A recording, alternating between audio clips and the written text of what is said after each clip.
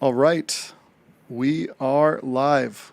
Welcome everyone to today's DX Cafe event, Chatting GPT, the present and future of generative AI. AI, of course, being artificial intelligence. I am Matthew McQueenie from Conabos and host of DX Cafe.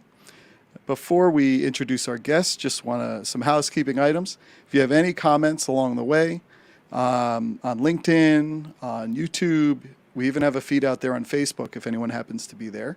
But if you put those comments, those questions, feedback into those chat prompts, we will get them here and we can surface them for our guest to answer. And our guest is Oleh Voronko, Chief Product Officer at Drafter AI. Before we go into him, I do also want to say that Oleh is as well a displaced Ukrainian citizen. So just want to say that we continue to place all of our thoughts with he and his compatriots. Also, look out for Oleh on a forthcoming Conaverse podcast episode for more of his personal story. Oleh, welcome. Could you tell us about yourself and how you have found yourself at this major AI moment in time? Thank you, Matthew, and nice to meet you all. I'm Oleh, founder of Draft AI, and actually, I was working on AI-related products for more than 10 years as a product manager and as a startup founder.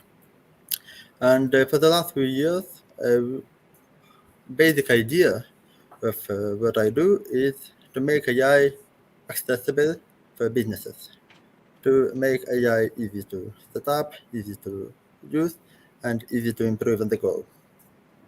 And for the last years, as GPT technology arrived, we found out ourselves in the very middle of this, I'd say, AI storm. Thank you. Absolutely. I like that word, storm. So let's dive right in. Let's not assume that even though it's all over my feeds, it's all over your feeds, it's all over everything, it feels like in the industries I work in, but let's not assume that our audience knows everything about it. So let's go back to the elemental levels. Oleh, first off, what is ChatGPT and generative AI? So starting from generative AI. The generative AI, as its name assumes, is technology that generates something. In our case, it generates content, and this term applies to all kinds of content: images, videos, speeches, and text. And when we are talking about ChatGPT, it's the most popular case of generative AI we know today, because it enables people to get generated answers from AI about most of general topics.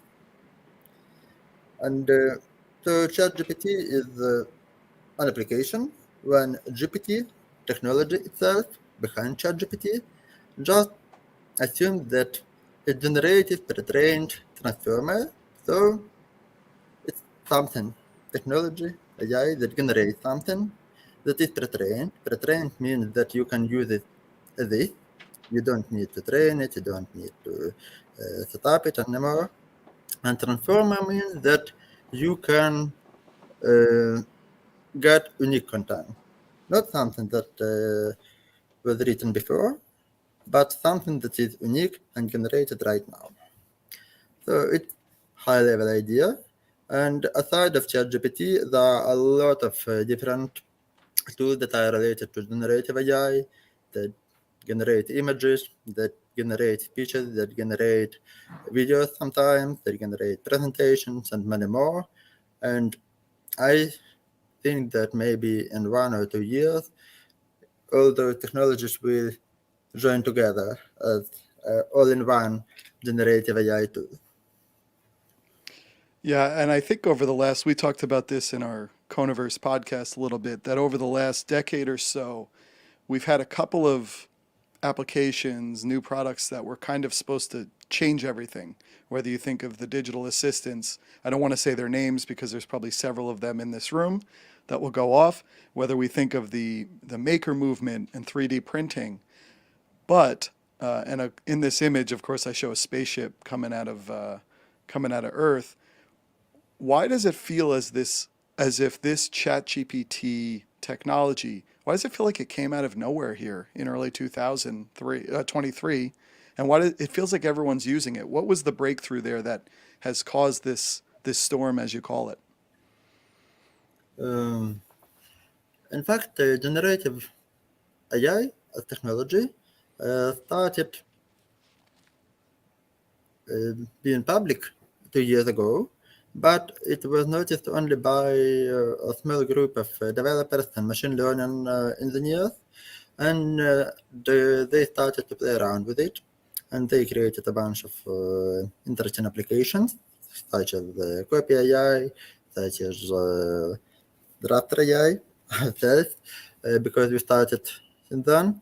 And the basic idea of those applications were actually to find out cases which would deliver value to clients.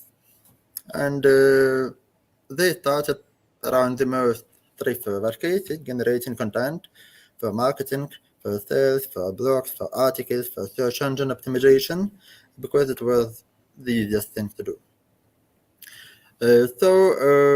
But later on, people found out that despite the fact that technology is unique and it's very powerful, it has a lot of limitations, especially in terms of factual knowledge, because it can hallucinate, it can generate things that are not real. And previous 2 years were kind of explanatory for all of us, because we were trying to find out new cases for generative AI, to find cases that would deliver value for businesses consistently. And in December last year, when ChatGPT was launched, it was kind of, I don't know, the most striking moment for most of people, because it was the moment when a lot of people actually found out what AI, the generative AI is, how it works, what it is capable of, what it can do, and what it can't do now. So the last month, a lot of people are excited it. As far as I remember, ChatGPT is one of the applications that got millions of users in the fastest way. But for now, there are a lot of discussions of how to make it work consistently, reliably, and how to make it work for businesses and enterprises every day, on everyday basis. Yeah, it feels a lot like it made it accessible in the sense of that prompt we're maybe used to, whether that prompt in the past was a social media prompt, what are you doing right now? Or that prompt was that very basic Google search screen where it's very clear what you're going to use there. And it brings some of those to the fore, it feels like. And Ole, we actually have some very active commentary in our stream. So I know we have more questions, but I might put one up here to just get our audience involved. So this one is from, it's not coming through here with the name, but it's Peter Hollis. And he said, why did GPT not take off? That is embedded in something like Jasper, but ChatGPT did seem to capture the public's imagination. I'm thinking that despite the fact that Jasper AI is quite popular, one of the most popular things amongst marketers and marketing teams, uh, it's still tailored to a very specific group of people. First of all, they had to understand how, at a high level, AI work, and they uh, were using AI for only a very limited number of cases, marketing ones, because Jasper AI is tailored to marketing. But when we are talking about ChatGPT, it can do anything. You can talk about life questions with it. You can ask any questions about the world around you. You can actually perform any kind of brainstorming about business, about your life, about decision making, about anything. And because of such a universal case, I think that ChatGPT became actually so popular compared to just AI.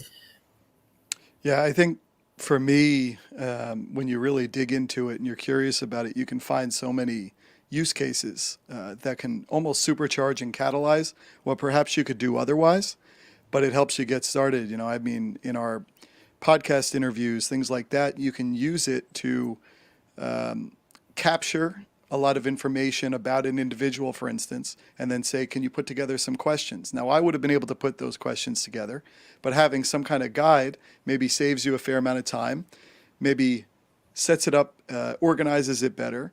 But I put on LinkedIn this past weekend. I had this idea for a decade about a television show pilot, but I have no background in that. But I had the raw material.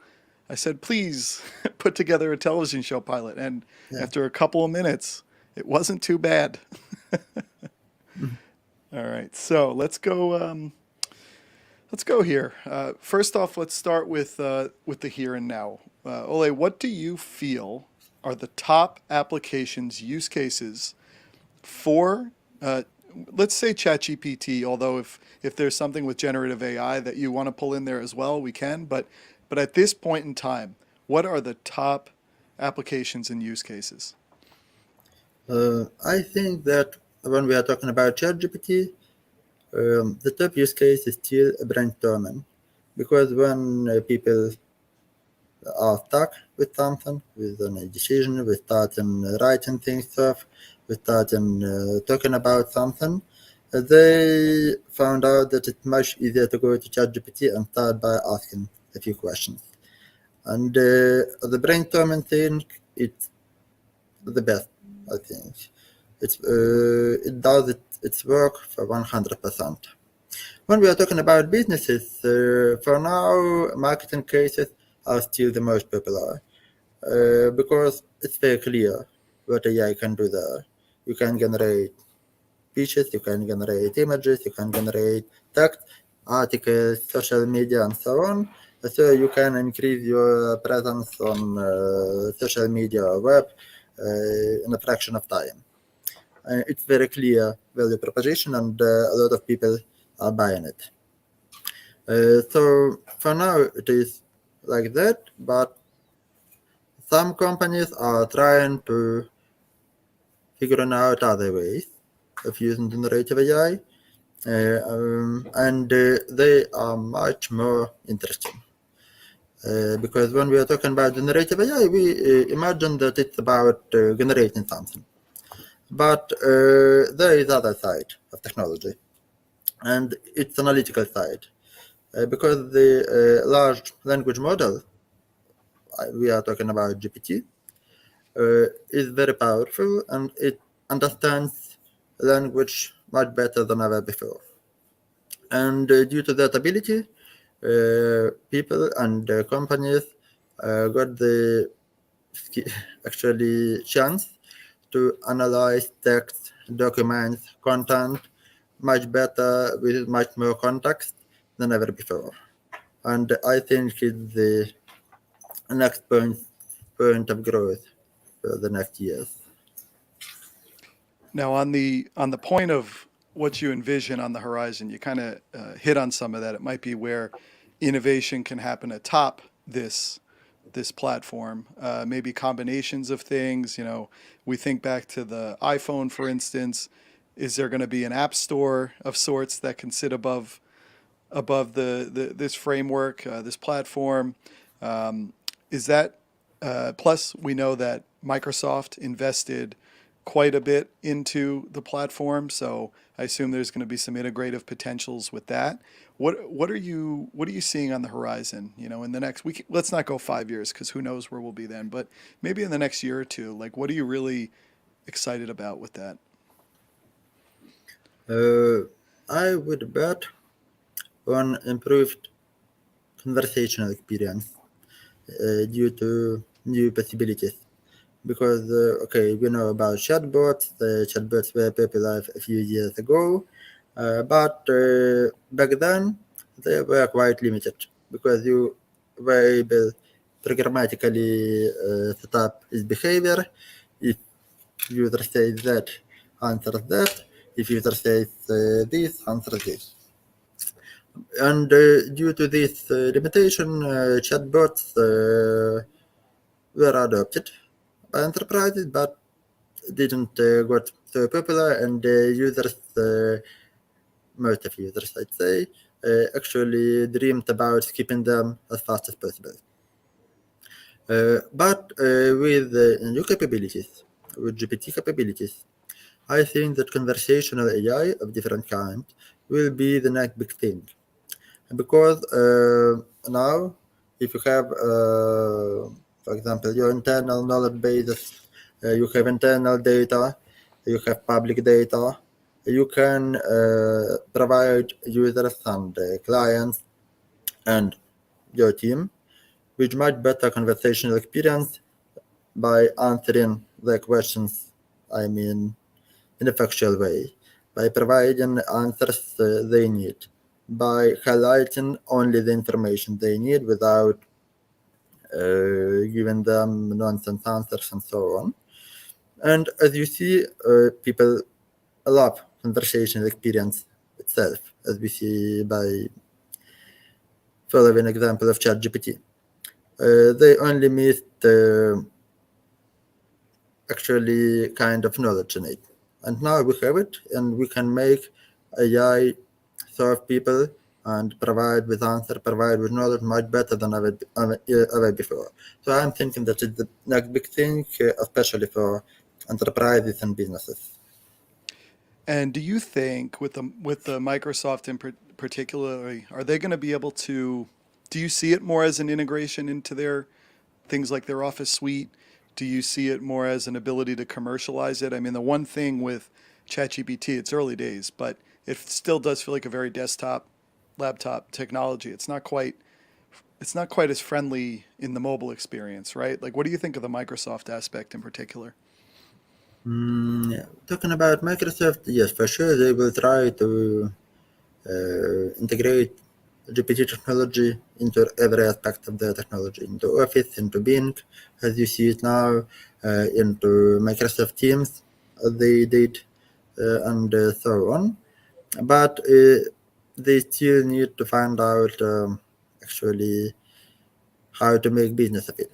Because for now, ChatGPT is kind of amplifier for other products they have. It's a unique feature, but it's very expensive feature because to maintain servers for generative AI technology, you need to spend millions of dollars every day. And if even despite the fact that they're capable of spending such money for marketing purposes right now, they will need to find out how to get the investment back, I think, even this year.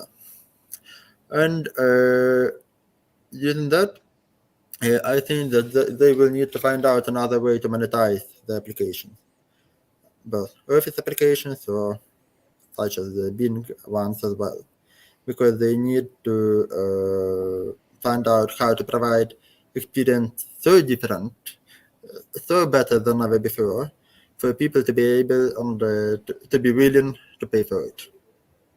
And that leads to absolutely different business model because okay, we all know that when we are talking about search, people are familiar with the idea that you see ads, but the search itself is free, so that's okay for you. It's kind of balance of powers in this world that is original for you.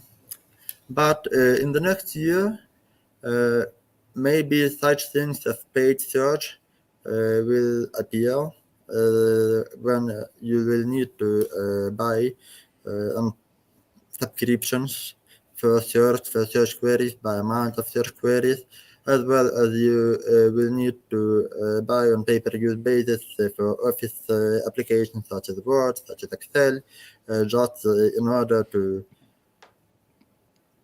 generate and use GPT capabilities more often. So it will be quite challenging for Microsoft because it will need to reinvent a lot of business models they have now. Yeah, no, it's going to be interesting to see, and maybe the tales of Google's demise are a little early, right? Mm. um, so why don't we go into some of the industries that, especially the DX Cafe works in, a lot that you look at as well. Um, so why don't we start first with those working in, of course, CMS stands for Content Management System, DXP stands for Digital Experience Platforms, and then we have commerce engines. How do you see ChatGPT and generative AI being applied to these kinds of systems? For sure, when we are talking about the content management system, there are two huge groups of cases.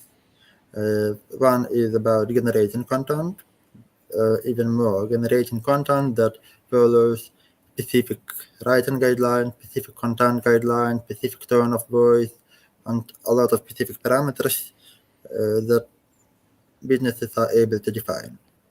And other thing is it's actually kind of content audit because using generative AI technology, businesses will be able to analyze content they have to find out what works, what doesn't work, keeping in mind specific audience, keeping in mind specific segments of users, and due to that, they'll be able to improve the ways of how content is written, both by humans or by AI, uh, in a much more engaging way. Because what is AI about? It's about defining unclear patterns. When you don't know exactly what works and why specific content works for specific people. But AI can answer those questions. AI can analyze a lot of pieces of content and using the engagement rate, it can tell you how to generate and to write content in order to make it much more engaging in the future. Talking about digital experience, I think that a huge game changer is new possibilities personalization. You'll be able to personalize a lot of things. You'll be able to personalize specific messages, communications, in order to reflect the behavior and perception of specific user or specific customer. You'll be able to reflect writing guidelines in order to fit specific psychological profile of people. You'll be able to understand the ways people are writing to you, keeping in mind chats, keeping in mind emails, keeping in mind any channel of communication, and respond in the way which is most natural to them. And it will lead to much better engagement, and it will lead to much better involvement of users and customers uh, throughout all the channels, digital experience channels you're using right now. So I think that there are two major cases for digital experience platforms, and for sure you'll be able to adapt even large pieces of content such as articles, such as blog articles and long posts in order to reflect your personas in terms of your user segment, specific personas, and to personalize everything on the go without spending your personal time. And that is most important thing because it's about both quality of content, quality of experience, as well as about automating things you need to do manually now. Yeah, that's great. I've been thinking about. things like, for instance, would the New York Times or a large publisher, would they have their own uh, ChatGPT bot, and could they use that to, if there's a trending story or a trending topic, can they use the bot to essentially go through their entire history of content to surface from within a great story using proprietary content from their writers, even source it to those writers? Do you think there's an application for something like that where you could go almost proprietary with a bot in a newspaper, for instance?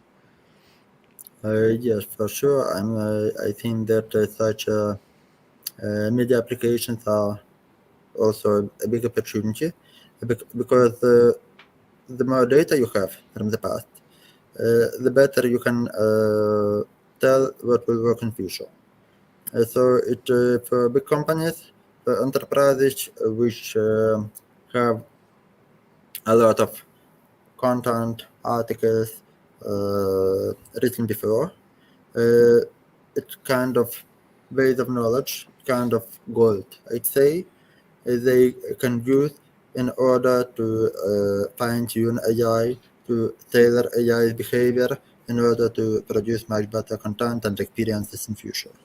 Because without it, small companies, for example, they have only possibilities to start from scratch, where actually they don't know yet what works or what doesn't work for their users. But talking about big companies such as New York Times, for sure they'll be able to reuse all the big amount of content written before in order to produce something that will engage readers and users much better. That's great. I also thought a lot about. I come from sports journalism, and the actual game stories about what happened in the game, who scored points in basketball, assists. You could probably feed all that info at with some. Well, they have the game logs as well. You could probably feed that to create a game story, which would then allow the writers to focus on analysis and higher level aspects. Sure. We will search in such cases for esports industry, for cybersport, where you also have a lot of scores, a lot of logs from the game, and actually, what generative AI is good and bad in this case. Generative AI is still very bad in making conclusions, in making decisions, in actually understanding what is happening during the game, but it is good at interpretation. So, for example, if you have a lot of raw data, such as logs, such as scoring, you will still need a kind of intermediary technology that make insights. For example, team A performed better than team B. This match is better than the match before, and so on. But after that, after you feed those insights to generative AI, it can produce a very engaging story. And I think that all humans will need to do in this case is just to maybe edit a bit, modify a bit, to reuse content a bit. And for sure, it's mandatory in terms of using of AI to fact check everything AI produces. Because despite the fact that AI is a marvel and it can do a lot, you can't believe anything generated by AI. Absolutely. So I think Peter again has a good question about private and fencing data, which might be able to be answered in our regulated industry slide next. I wanted to take one question before we go to that from a friend of mine who is a wealth management entrepreneur. And Adrian has to say, can you give more color on the iterative process for getting good output from GPT? I.e., how do you refine and finalize the output for actual use? So basically, Ole, without a deadline, how do you is it just like when you would write before ChatGPT, when you felt it was done, it's done? But or are there any little hints or tactics you could give for making it a better output for your use case? Sure. There are a few universal tactics in making the most of ChatGPT. First of all, most of people while dealing with ChatGPT just ask questions. Questions are good, but they don't provide enough context for ChatGPT in order to answer something when you need something specific. So higher level, it provides not only questions but also instructions. So you ask your questions and then you instruct ChatGPT on how you want to get answers.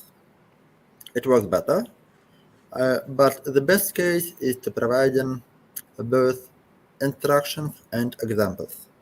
Because what ChatGPT can do perfectly, it's following examples. For example, it's actually like training students. When you hire someone new, you need to explain to him or to her what is good or what is bad. And you actually, in most of cases, explain by examples. For example, you see this is good, you need to write in this way, you don't need to write anything in this way. And AI behaves in the same way. It understands by examples, first of all. And the ChatGPT is no different. So you need to provide 2, 3 examples of if I do input this kind of input, I want to get this kind of output.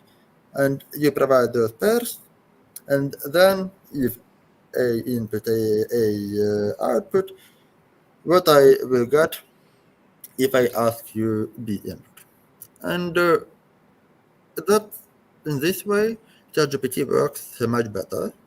And after that, after you got responses from ChatGPT, you sometimes will find out that ChatGPT answers one question much better than others.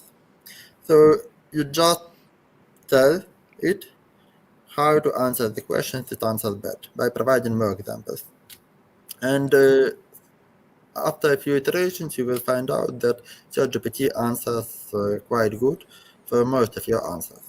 So it's a universal approach because it actually depends a lot on specific cases, on specific information, on specific answers you want to get from it.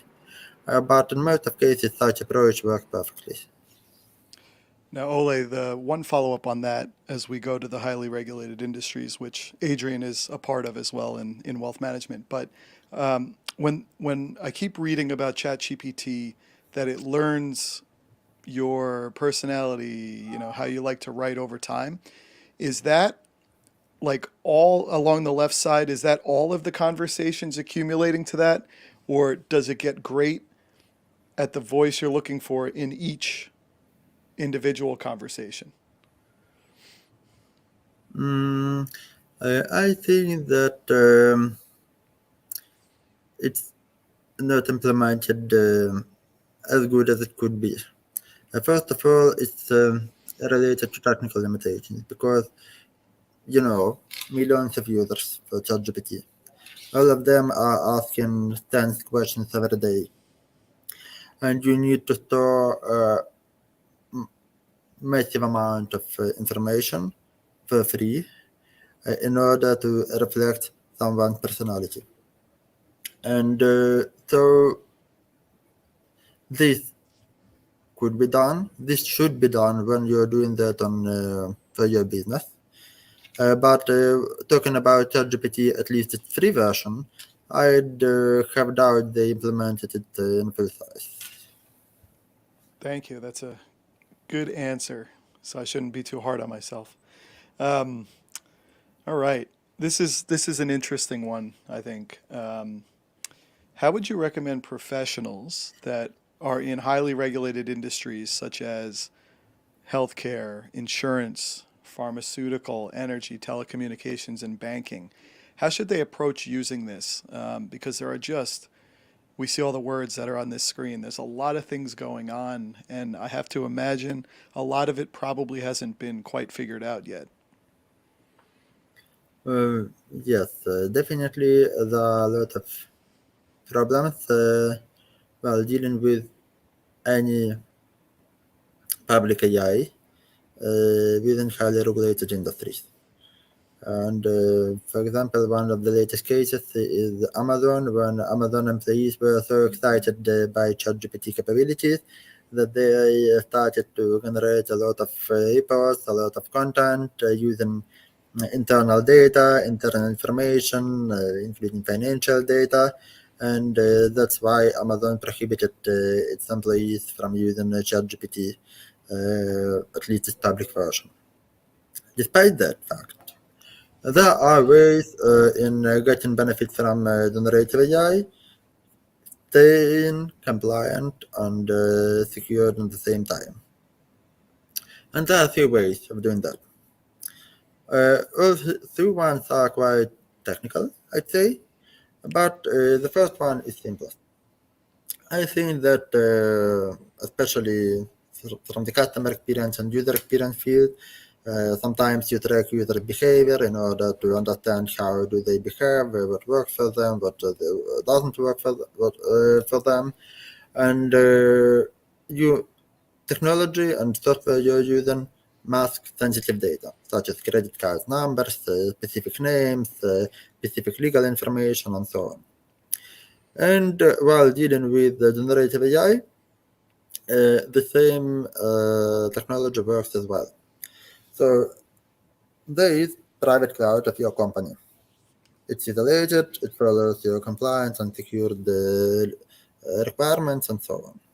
And there is OpenAI's GPT cloud that requires actually everything is sent to it by default. And all you need in order to keep using it by being compliant. In most of cases, it's avoiding sending sensitive data to any generative AI cloud, including ChatGPT. And on your private site, on your private cloud site, there are engines that actually mask all the sensitive data automatically on your side. So your software won't be sending to ChatGPT any sensitive information, such as numbers, names, company names, events, and so on by itself, but it will still send general information. And when you produce content, AI actually doesn't need your personal information. It needs only general information for understanding context, for understanding what you want to do, and so on. So it generates something, returns back to your side, to private cloud, and then it's kind of decrypts everything back to normal names, normal numbers, and so on. In this way, most of companies can use generative AI even now. Also, OpenAI is not only provider of text generation capabilities, and there are companies including Labs 21, including Hera AI, that are focused on providing enterprise great generative AI capabilities. And the only difference is that they are completely deployed in your private cloud, inside your private cloud. It works internally, it works with your internal data, and it doesn't send anything externally to public cloud, to other companies, and so on. Cons and pros of both approaches are that the first one is quite easy to implement and cheap because you don't need to train your own AI, you don't need to maintain and pay for maintenance of servers with machine learning models on it. It's expensive. But at the same time, it still limits you in possible cases to process data. When we are talking about deploying local own version of generative AI, it's much more expensive. But if you got enough return of investment using it, that's still things to consider. Yeah, no, that's a great point. I mean, it's almost like how you would bring a technology into your regulated industry in general, right? It's just it feels more. This one felt commercialized quickly. Now, to that point, I was at dinner with a young professor who's in charge of pretty. He's in charge of kind of like ethical things at a university, and there's two prongs to this. What what do you think about the ChatGPT with students? When we think of plagiarism, when we think of sourcing, when we think of just how, staying up all night to do papers in the past, there's that. And then on the second point, is there going to be a time where we have to say in content that ChatGPT was part of generating this content? Um, okay, the first move from universities is natural because it's much easier to prohibit or trying to prohibit using specific technology, uh, and that's it. From my point of view, I think that using AI in students' work is something natural, and we need to actually separate cases of using AI because there are cheating cases. For sure, when you are trying to generate a lot of assigned papers and pretend that it's your ideas and so on, or you are trying to pass exams, it's similar to cheating using classic approaches, right? But when we are talking about significant science work, we still need to remember that AI can't invent anything by itself. And if ideas are yours and you need AI only to find a better way to describe them, it's not that bad. It's not that bad. It makes your work easier because you still can to focus on scientific work, on intellectual work, and make AI care about generating nice words in order to describe it. And it's difference between them is very vague and thin for now. So I think it will take some time for students and universities to figure out where to set limitations of using AI technology. Other thing I'm thinking about is that passing exams. If AI can pass exams, that is kind of measure for people's qualification, of people's knowledge and skills. Are exams in the way we know them now so good measurement, right? Maybe we need to rethink the approach of measuring people's skills and abilities and knowledge, and actually maybe it should be something different. And it will also take quite a long time to figure out. But I think that AI and generative AI specifically just made this fact very obvious for people now. Nice. And then before we go into our last two use cases, I'll hold off Peter's other question towards the end, but just the piece about uh, when writing, do you think there will be a need to say, I'm almost imagining the journalism story where they're like, these other three writers contributed to this story. Are we going to need to say that generative AI contributed to the story, or is it just going to be so part of content that it's not worth saying it? I think it doesn't worth mentioning it because it's similar to mentioning Microsoft Word or Grammarly for making your work easier. True. Because in order to create a good story, especially for journalists. It's still need human touch. And even if AI generates a lot of content, it won't be that good by itself. And in most of cases I know now, when we are talking about business related, I'm sorry, It's okay. content generation, uh, most of content generated by AI is still written by humans. So don't mention ChatGPT as another journalist. Well, I was joking, so I guess I shouldn't start my company, Matt GPT, but all right.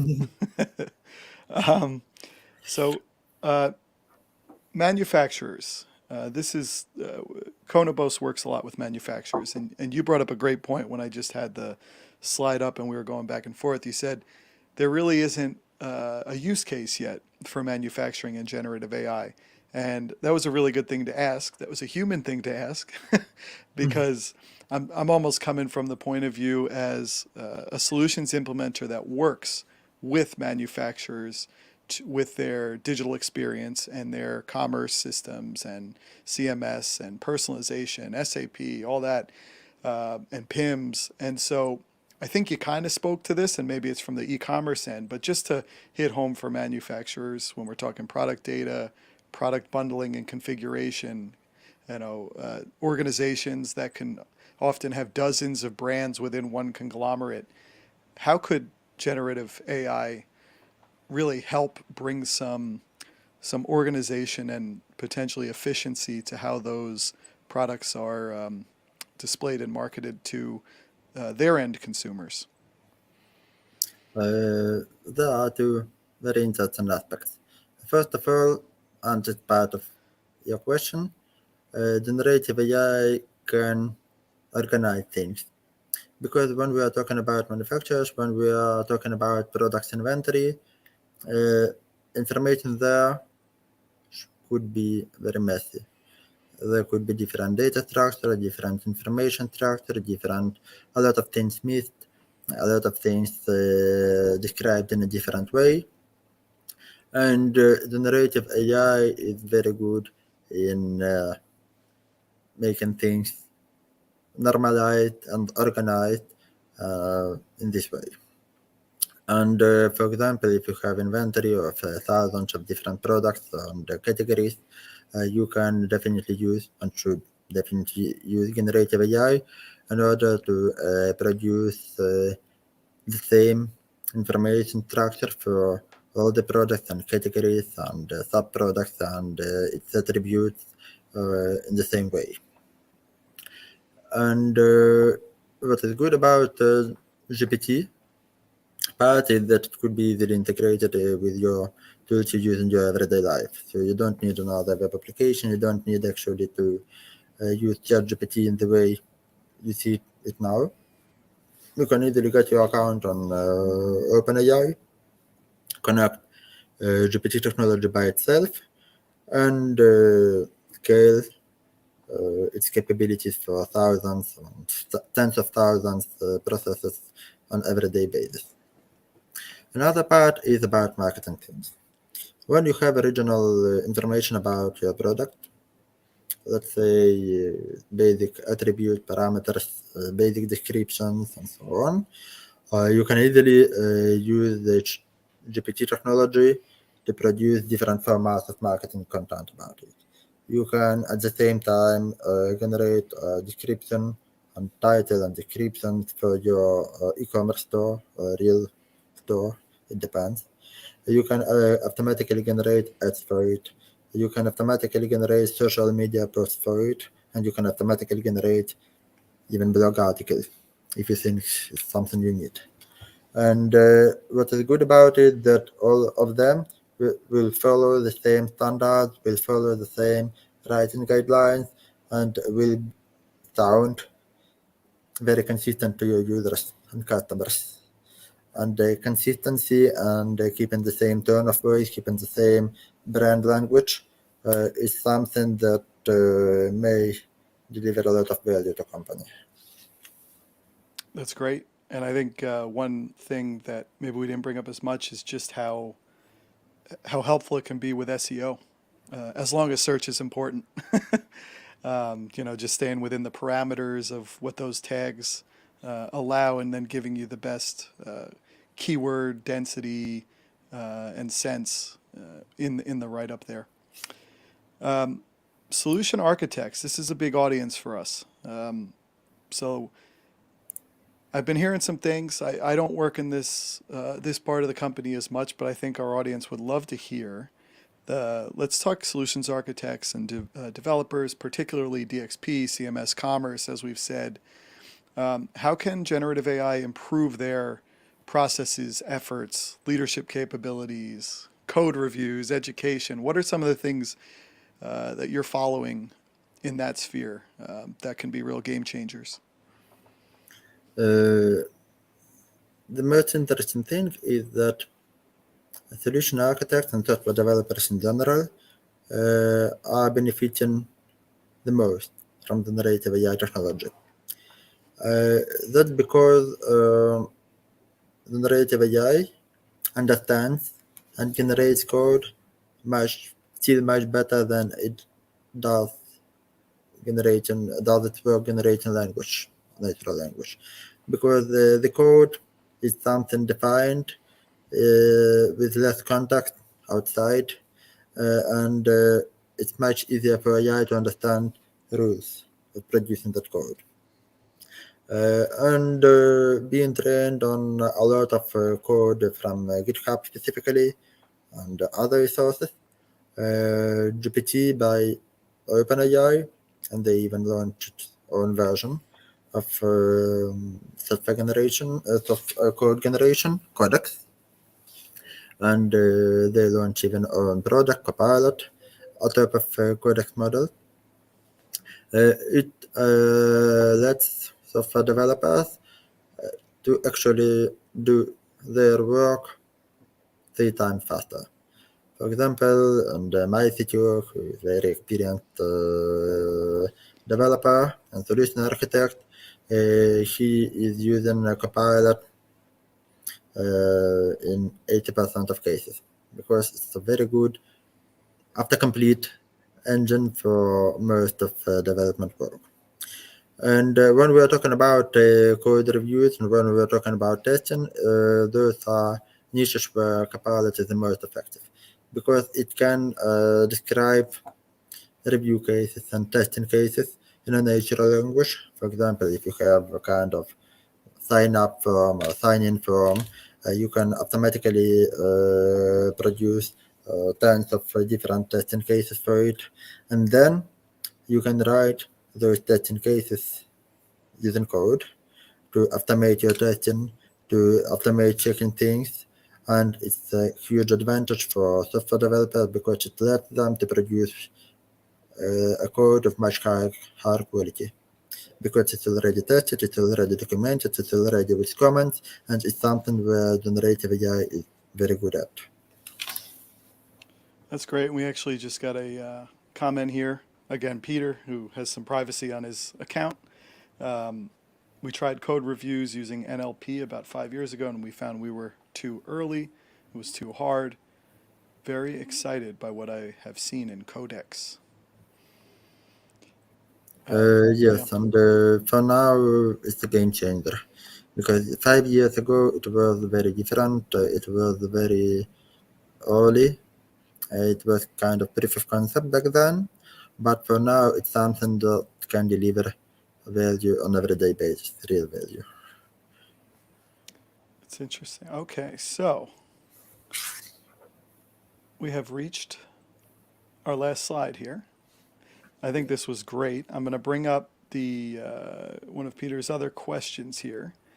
And if anybody else has any other questions, please put them through. We do have a couple more minutes if we'd like to use them. Or otherwise, as they say, we'll give you a couple minutes back. But we're happy to take questions. And then obviously, any questions you continue to put in, this will be archived on LinkedIn, in YouTube, on Facebook even. So, we'll be happy to continue to take them. And you can obviously contact Oleh. He's a very friendly guy. So let's put this one up here. Do you think that deploying GPT over private ring-fenced data is a direction of travel? That is, it will control issues around attribution of truth as people confuse generative with accurate at the moment. So if you sit it over private pools of data, you can understand attribution. Yes, I think that the direction will deliver back a lot of value for businesses at the moment. Yes, for sure, people should be educated about AI capabilities as well as AI issues. And because people still need to know that they need to fact check AI's answers, that they need to uh, do a lot of own work, still do a lot of own work. But when AI is using private data, internal data, and limited amount of data, its answers and its insights becomes much more predictable and accurate. Because the large amount of knowledge behind the AI is, the lesser accuracy.